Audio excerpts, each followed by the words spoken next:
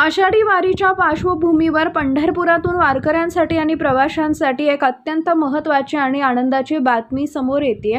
वारीसाठी राज्यभरातून येणाऱ्या लाखो वारकऱ्यांचा प्रवास आता अधिक सुखकर होणार आहे।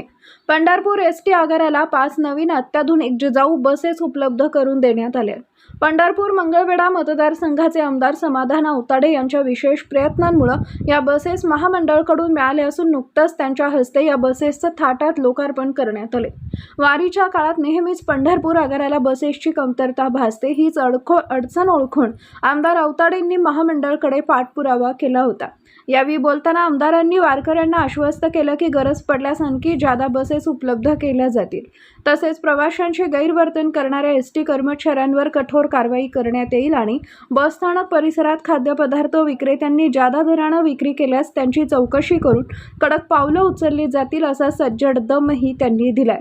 या लोकार्पण सोहळ्याला आगार व्यवस्थापक, स्थानक प्रमुख आणि एसटी महामंडळाचे कर्मचारी मोठ्या संख्येने उपस्थित होते।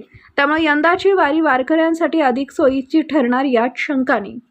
पंढरपूर आगारासाठी या ठिकाणी जिजाऊ बस या ठिकाणी आम्हाला मिळालेली आहे।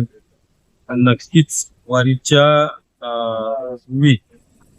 जास्तीत जास्त बस कशा मिळतील हाही आमचा या ठिकाणी प्रयत्न आहे। वारीसाठी सर्व वारकऱ्यांच्या सेवेसाठी एसटी महामंडळ त्या ठिकाणी स्वच्छता असेल किंवा वारकऱ्यांना सेवा देण्याच्या असेल 100% तशा प्रयत्न जादा बसेस सुद्धा या ठिकाणी वाढवण्याचं काम त्या ठिकाणी प्रशासन साहेब आहेत, सर्व इथले मॅनेजर सर्व करत आहेत।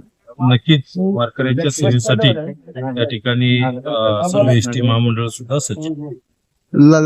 येथे एका गरोदर महिलेला रस्त्यावर उतरवण्याचा प्रकार 4 दिवसापूर्वी घडला होता। गरोदर महिलेला रस्त्यावर उतरलं होतं सुट्टे पैसे नसल्यामुळे। त्या ठिकाणी तशा परिस्थितीमध्ये सुद्धा त्या ठिकाणी जे संबंधित तशा घटना घडलेल्या त्या संबंधितावर सुद्धा त्या ठिकाणी कारवाई करण्याचं काम त्या ठिकाणी प्रशासन करतंय आणि नक्कीच त्या ठिकाणी तशा सुद्धा निलंबनाचे असतील सुद्धा कारवाया त्यावेळेला केलेल्या आहेत। बस स्थानकामध्ये दिवसा दर वेगळे आहेत आणि रात्रीचे दर वेगळे आहेत। दुप्पट किमतीनं विकले जाते हॉटेलमध्ये खाद्यपदार्थ वगैरे। त्या ठिकाणी तशा पद्धतीने चौकशी केली जाईल आणि जर तसं जर आढळलं तर त्या सुद्धा हॉटेल असतील किंवा त्या चालकावर सुद्धा कारवाई केली।